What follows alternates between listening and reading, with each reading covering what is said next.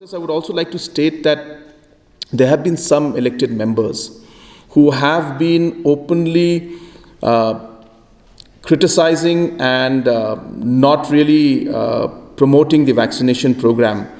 And I would like to say that being elected members, we have a responsibility.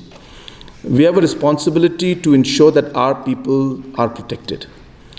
And as members, we do our research. The entire world does its research.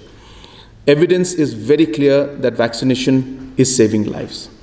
So I would urge these members who are unnecessarily creating confusion among the people that please act responsibly.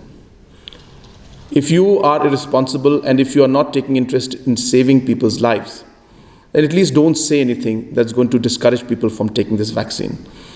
So therefore, vaccination is absolutely necessary, and I urge all elected members to participate, take your vaccination, all the health workers to take their vaccination, and we are moving forward very aggressively. Our numbers are almost touching 8 lakhs now, number of vaccines. We have, from the eligible group, we have almost about 34% who have already taken the vaccination.